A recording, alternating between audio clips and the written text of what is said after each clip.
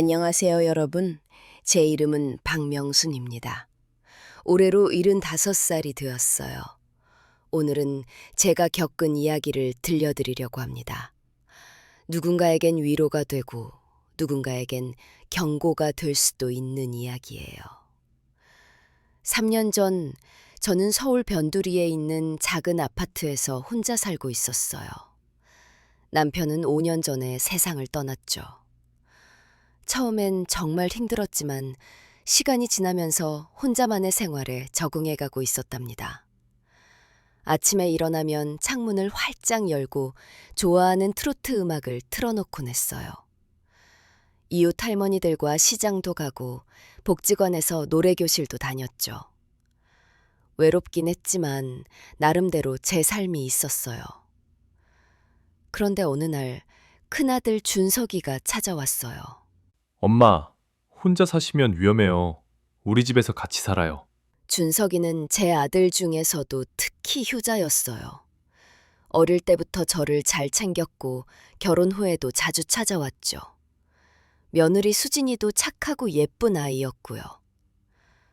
아니야, 엄마는 혼자서도 잘 살 수 있어. 저는 거절했어요. 자식들한테 짐이 되고 싶지 않았거든요.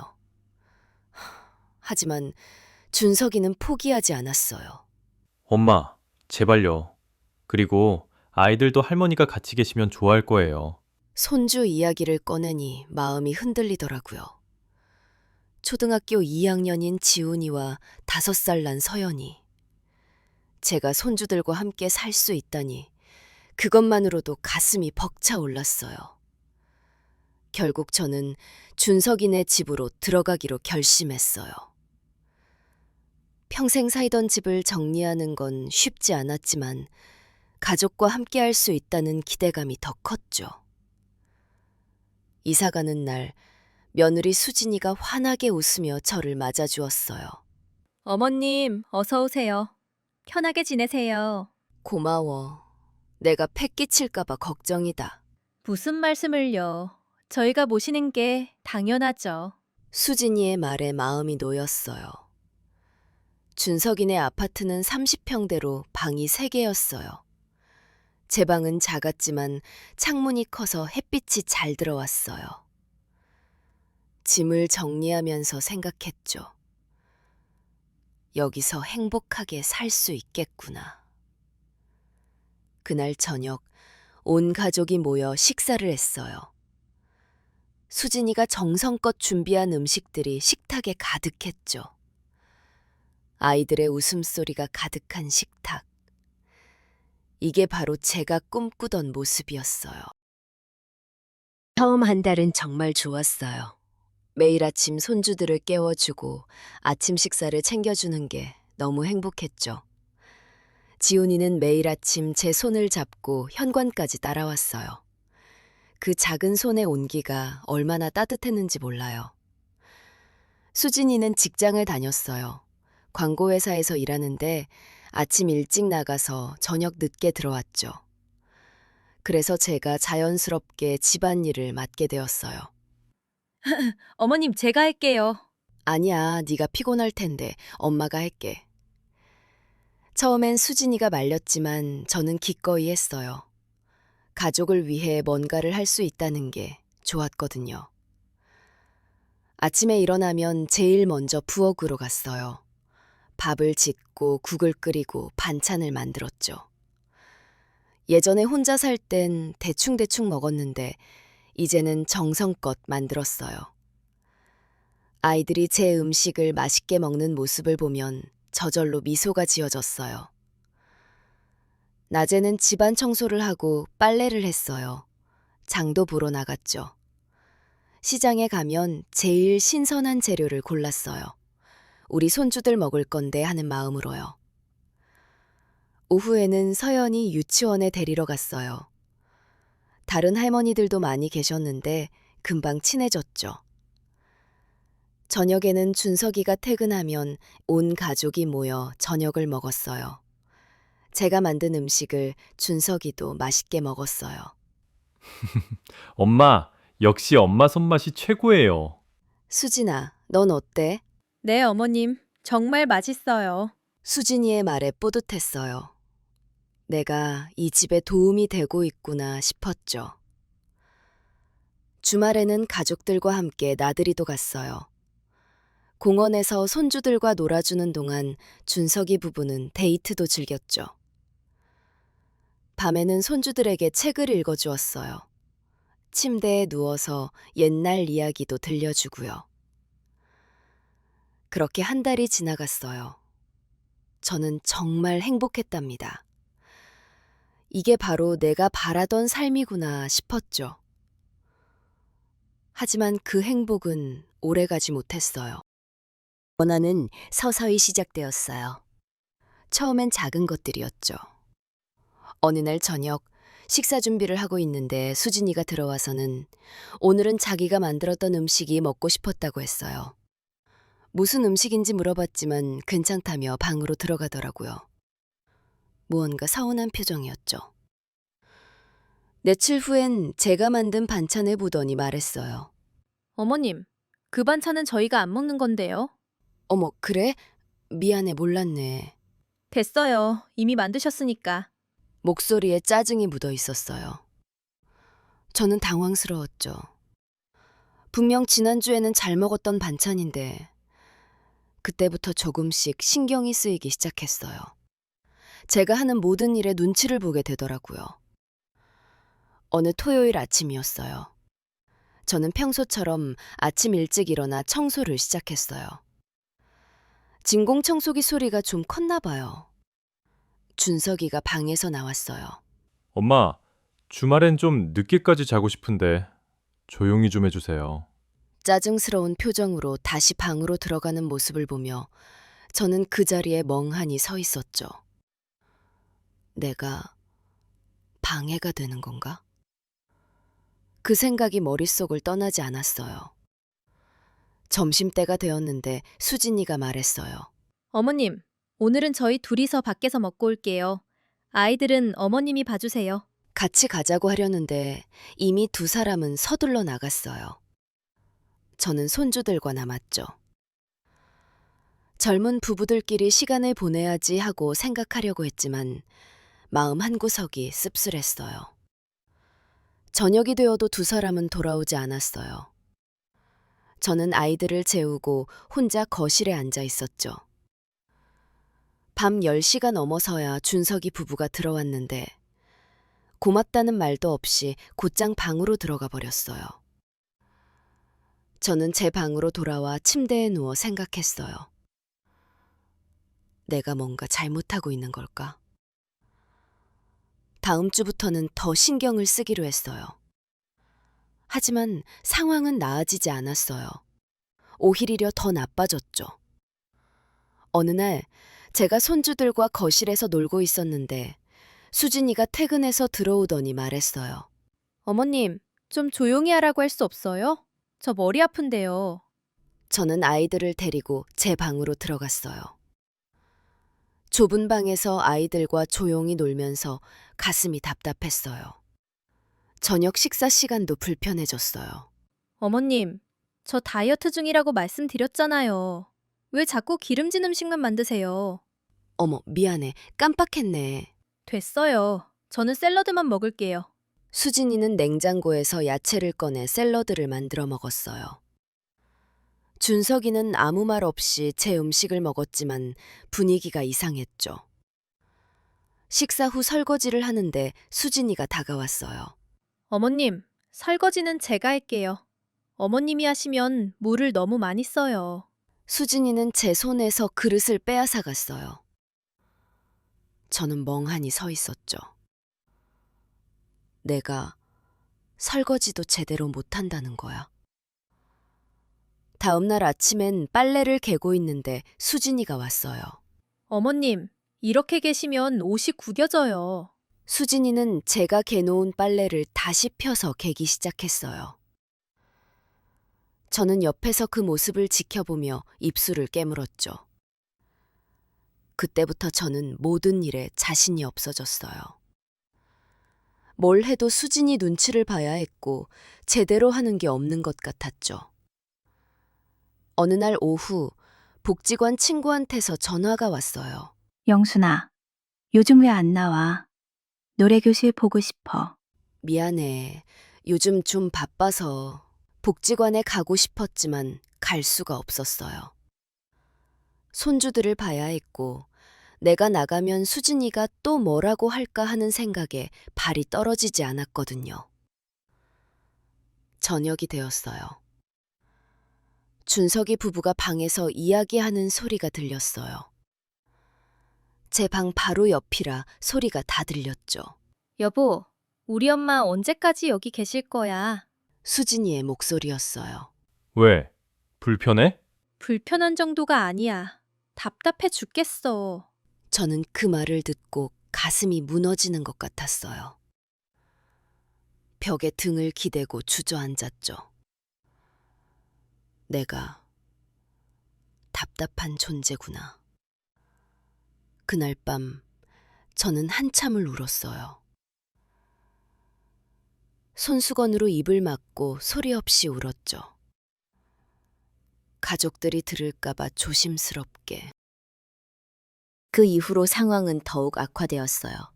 저는 점점 더 조심스러워졌고 수진이는 점점 더 예민해졌죠.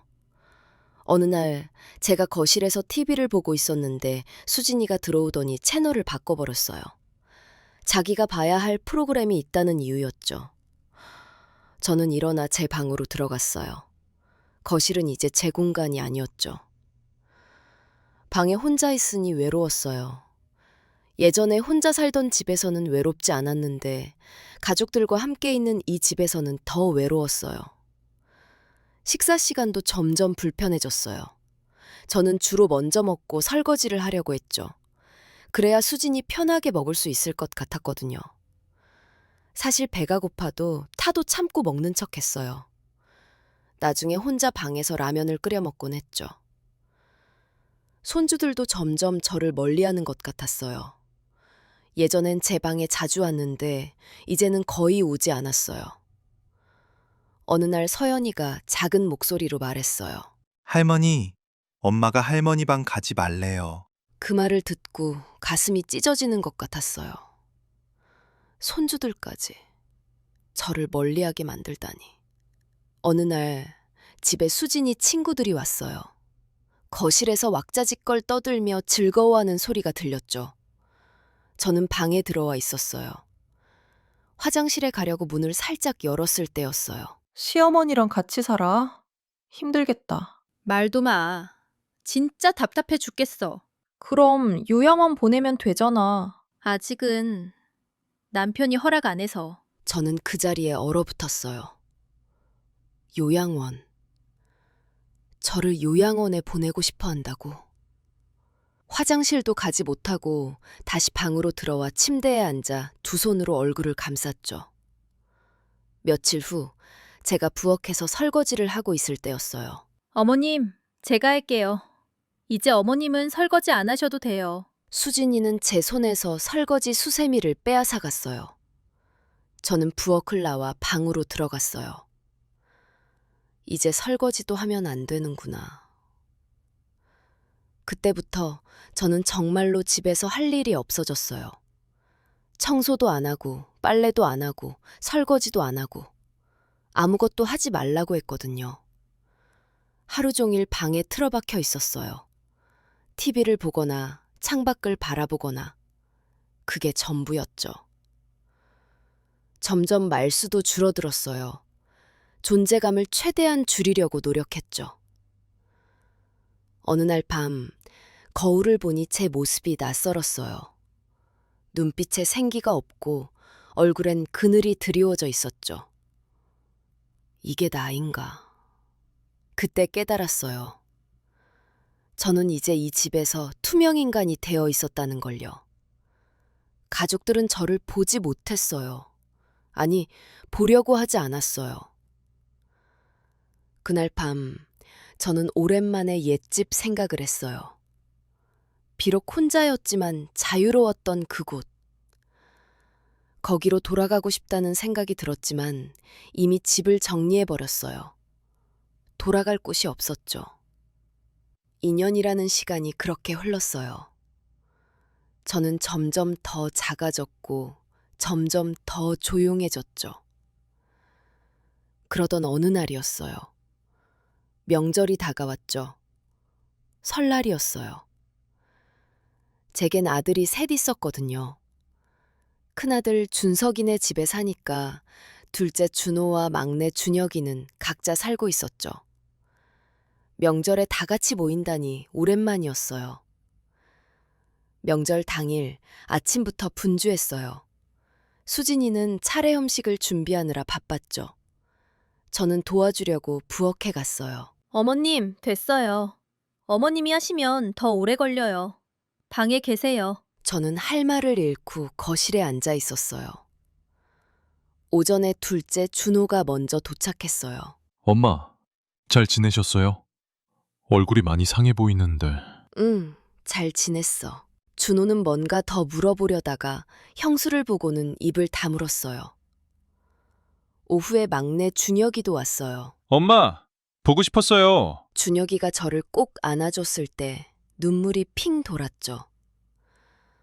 얼마 만에 느껴보는 따뜻함인지. 엄마, 왜 이렇게 마르셨어요? 아니야, 엄마 잘 먹어. 준혁이는 믿지 못하겠다는 표정이었어요.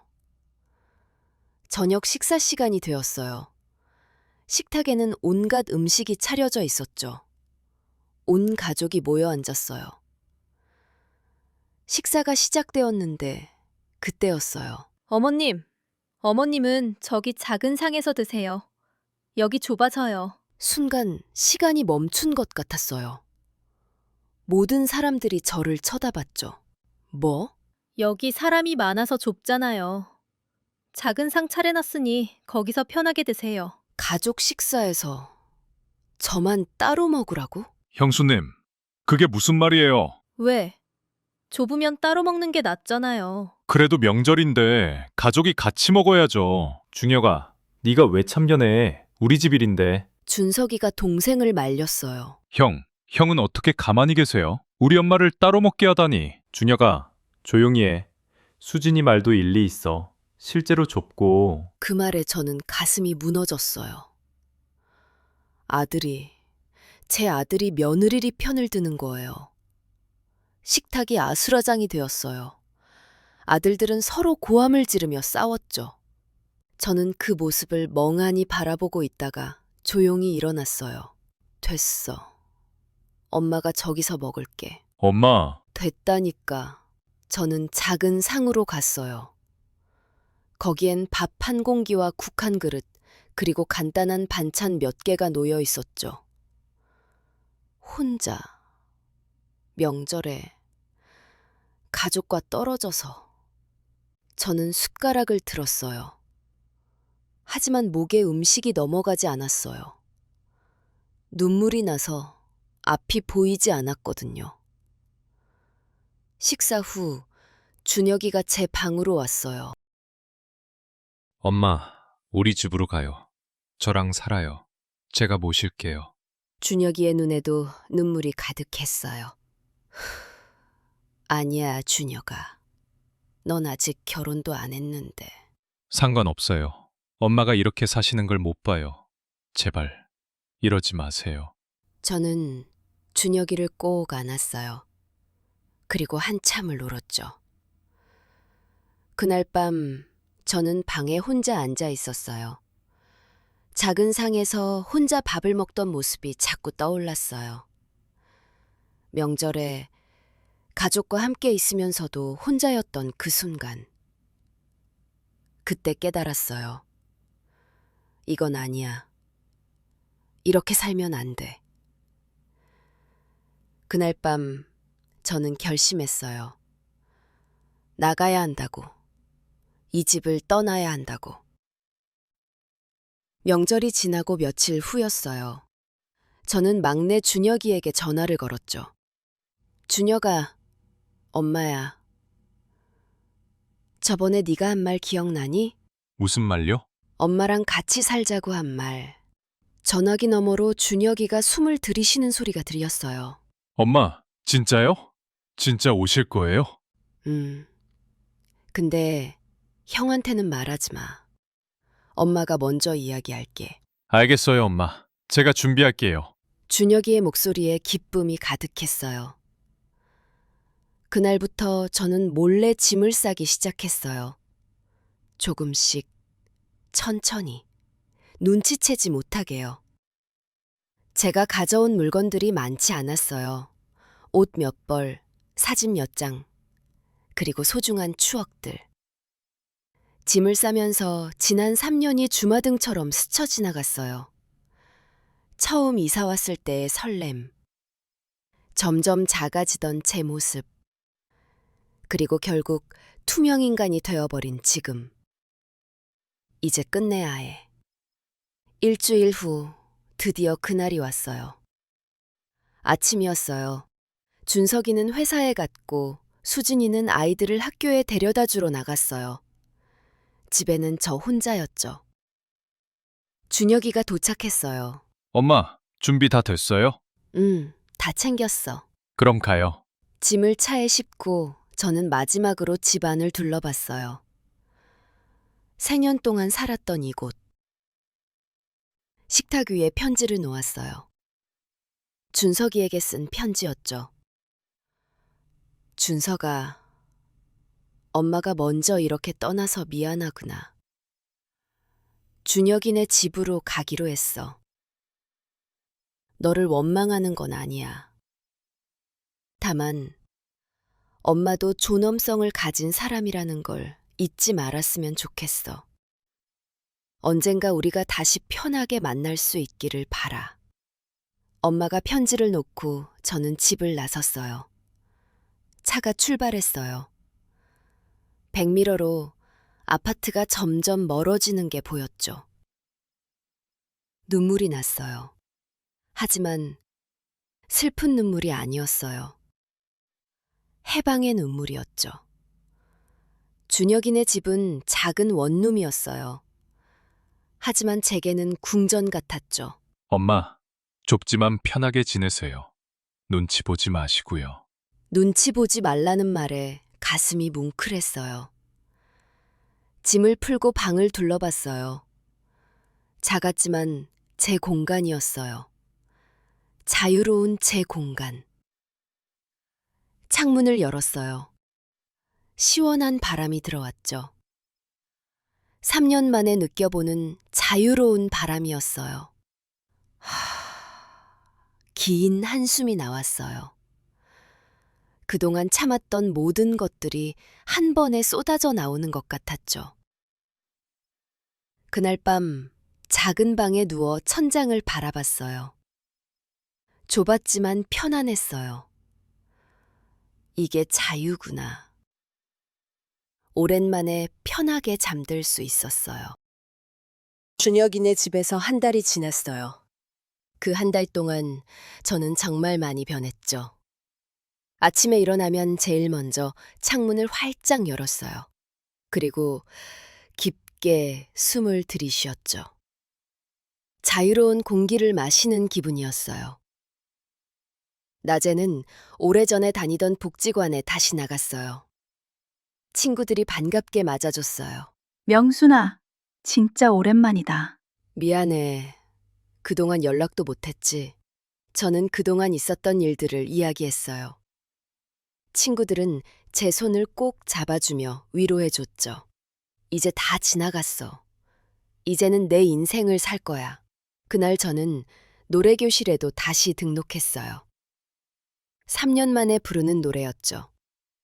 목소리가 떨렸지만 행복했어요. 집에 돌아오니 준혁이가 벌써 와 있었어요. 엄마, 오늘 기분 좋아 보이세요? 오랜만에 친구들도 만나고 노래도 불렀어. 저녁을 준비하면서 흥얼거렸어요. 준혁이가 거실에서 웃으며 말했죠. 엄마, 노래하시는 거 오랜만에 들어요. 어렸을 때 엄마 노래 들으면서 잤잖아요. 식사 후 준혁이가 조심스럽게 말했어요. 엄마, 형이 또 전화했어요. 엄마한테 사과하고 싶대요. 만나자고. 저는 잠시 생각했어요. 알았어. 준혁아, 너도 같이 가줄 수 있니? 당연하죠, 엄마. 다음 주말 준석이를 만나기로 했어요. 중립적인 장소인 카페에서요.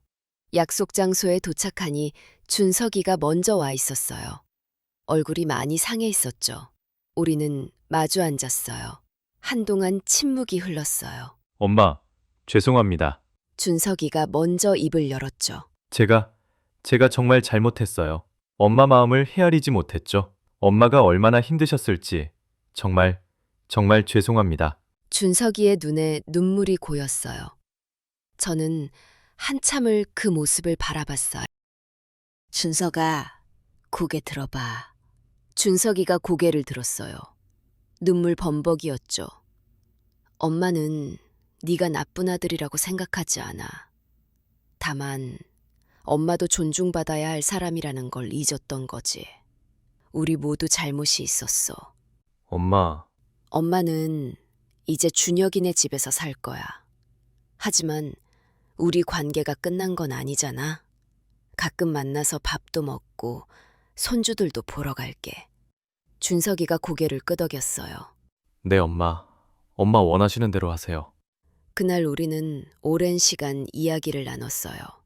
서로의 마음을, 잘못을, 그리고 앞으로에 대해서요. 집으로 돌아오는 길 준혁이가 말했어요. 엄마, 잘하셨어요. 형을 용서하신 거요. 용서는 해야지. 그래도 내 아들인데. 그날 밤 저는 오랜만에 편안한 마음으로 잠들었어요. 가슴속의 응어리가 조금 풀린 것 같았죠. 그렇게 몇 달이 지났어요. 저는 완전히 새로운 사람이 되어 있었죠. 아침마다 복지관에 나가서 친구들과 시간을 보냈어요. 노래교실뿐만 아니라 요가 수업도 듣기 시작했죠. 명순 씨, 요즘 완전히 달라지셨어요. 얼굴에 생기가 돌아요. 그래? 나도 요즘 기분이 정말 좋아. 점심은 친구들과 함께 먹었어요. 작은 식당에서 김치찌개를 먹으며 수다를 떨었죠. 친구들이 다음 주에 등산 갈 건데 같이 가자고 했어요. 저는 웃으며 고개를 끄덕였어요. 새로운 도전이 기대되었죠. 오후에는 동네를 산책했어요. 공원을 걸으며 주변을 둘러봤죠. 예쁜 꽃들, 나무들, 아이들의 웃음소리. 이런 걸 보지 못하고 살았구나. 집에 돌아오면 저녁 준비를 했어요. 어느 날 제가 특별한 음식을 준비했어요. 준혁이가 어렸을 때 좋아하던 잡채였죠. 엄마, 이거 제가 어렸을 때 좋아하던 거잖아요. 이 맛 잊을 수가 없어요. 엄마, 요즘 정말 행복해 보이세요. 엄마 정말 행복해. 주말에는 둘째 준호네 집에도 놀러 갔어요. 준호 며느리 은정이는 정말 다정한 사람이었죠. 어머님, 자주 오세요. 아이들도 할머니 보고 싶어 해요. 준호네 손주들과도 즐거운 시간을 보냈어요. 공원에서 함께 놀고 아이스크림도 사줬죠. 어느 날 준석이한테서 전화가 왔어요. 엄마, 다음 주 지훈이 생일인데 오실 수 있으세요? 그래, 갈게. 생일날 저는 지훈이가 좋아하는 레고를 사들고 갔어요. 문을 열자 지훈이가 달려왔죠. 할머니, 보고 싶었어요. 지훈이를 아느니 눈물이 날 것 같았어요. 수진이도 나왔어요. 표정이 많이 달라져 있었죠. 어머님, 어서 오세요. 정말 죄송합니다. 제가 너무 못되게 굴었어요. 다 지난 일이야. 이제 우리 새롭게 시작하자. 그날 저녁 온 가족이 모여 생일 파티를 했어요. 저는 이제 작은 상이 아니라 큰 식탁에 함께 앉았죠. 이제야 진짜 가족의 의미를 알겠어. 계절이 바뀌고 1년이 지났어요. 저는 이제 완전히 다른 사람이 되어 있었죠. 복지관에서는 노래교실 회장을 맡게 되었어요. 저는 노래교실 프로그램을 기획하고 공연도 준비했어요. 70대의 나이에도 새로운 일을 할 수 있다는 게 신기했죠. 어느 날 복지관에서 작은 공연을 열었어요. 무대에 올랐어요. 조명이 눈부셨지만 두렵지 않았어요. 오히려 가슴이 뛰었죠. 노래를 부르기 시작했어요. 사랑의 찬가였죠. 마지막 음을 끝내자 큰 박수가 터져 나왔어요. 무대에서 내려오는데 누군가 저를 불렀어요. 엄마! 준혁이, 준호, 그리고 준석이가 와 있었어요. 손주들도 함께였어요. 할머니 노래 진짜 멋있어요. 너희들이 왜 여기? 엄마, 공연 보러 왔죠? 저는 가슴이 벅차 올랐어요. 공연이 끝나고 온 가족이 모여 저녁을 먹었어요. 엄마, 요즘 정말 달라지신 것 같아요. 완전히 다른 사람 같아요. 엄마가 이제야 진짜 엄마를 찾은 것 같아. 그동안은 너희들 엄마로만 살았잖아. 이제는 박명순이라는 사람으로 사는 거지. 며칠 후 복지관 친구들과 등산을 갔어요. 산 정상에 도착했을 때 아래를 내려다보니 세상이 한눈에 들어왔어요. 그 순간 깨달았어요. 세상은 이렇게 넓은데 저는 너무 작은 공간에 갇혀 있었다는 걸요. 점점 더 많은 도전을 하게 되었어요. 수영도 배우기 시작했고 스마트폰 사용법도 배웠죠. 어느 날 복지관에서 간연 요청이 왔어요. 제 이야기를 다른 분들에게도 들려주실 수 있겠냐고 물었어요. 저는 결국 수락했어요. 제 경험이 누군가에게 위로가 될 수 있다면 좋겠다고 생각했거든요. 간연날 많은 분들이 오셨어요. 저는 제 이야기를 시작했어요. 처음엔 제가 문제라고 생각했어요. 나이가 들어서 쓸모없어서 그런 대접을 받는 거라고요. 하지만 아니었어요. 나이가 들어도 우리는 존중받아야 할 사람이에요. 우리에게도 존엄성이 있고 선택할 권리가 있어요. 한 할머니가 손을 들었어요. 그래도 자식한테 짐이 되고 싶지 않잖아요. 물론이에요. 하지만 짐이 되지 않는 것과 자신을 포기하는 건 다른 문제예요. 우리도 행복할 권리가 있어요. 간연이 끝나고 많은 분들이 다가와 이야기를 나눴어요. 저는 한 분 한 분의 이야기를 들어주었어요. 용기를 내세요. 우리 인생은 우리 것이에요. 그렇게 2년이 더 지났어요. 이제 저는 78살이 되었죠. 준혁이네 집에서의 생활은 여전히 행복했어요. 준혁이는 작년에 결혼을 했고 며느리 지은이는 정말 좋은 사람이었어요. 눈치 주지 않고 존중해 주었죠. 어느 날 준혁이가 좋은 소식을 전했어요. 엄마, 우리 아기 생길 것 같아요. 정말? 저는 준혁이를 꼭 안았어요. 기쁨의 눈물이 흘러쳤죠. 몇 달 후 아기가 태어났어요. 작고 예쁜 여자아이였죠. 이름은 서아였어요. 어머님, 안아보세요. 저는 조심스럽게 서아를 안았죠. 우리 서아, 할머니가 많이 사랑해 줄게. 서아를 보면서 생각했어요. 이 아이는 할머니가 행복한 모습을 보고 자랄 거예요. 할머니가 눈치 보며 사는 모습이 아니라 당당하게 사는 모습을요. 어느 토요일 오후였어요. 온 가족이 모였죠. 준석이네, 준호네, 그리고 준혁이네 가족까지. 손주들이 저를 둘러쌌어요. 할머니, 오늘 뭐해요? 할머니가 옛날 이야기 해줄까? 좋아요. 우리는 거실에 둥글게 앉았어요. 저는 제 이야기를 시작했죠. 아이들은 눈을 반짝이며 제 이야기를 들었어요. 엄마, 그땐 정말 힘드셨죠? 힘들었지. 하지만 행복했어. 너희가 있었으니까. 준석이가 제 손을 잡았어요. 그래, 엄마도 이제 내 인생 살 거야. 엄마, 이제 편하게 사세요. 그래, 엄마도 이제 내 인생 살 거야. 저녁을 먹으며 모두가 웃고 떠들었어요. 이제 저는 눈치 보지 않았어요. 가족들의 웃음소리가 집안을 가득 채웠어요. 이게 진짜 가족이구나. 그날 밤 집으로 돌아와 침대에 누웠어요. 창밖으로 별이 보였죠. 나는 잘 살았어. 지난 몇 년간의 일들이 주마등처럼 스쳐 지나갔어요. 모든 게 제게 필요한 과정이었어요. 제가 여러분께 하고 싶은 말이 있어요. 나이가 들어도 우리는 소중한 사람입니다. 자식들의 부모이기 전에 우리 자신이에요.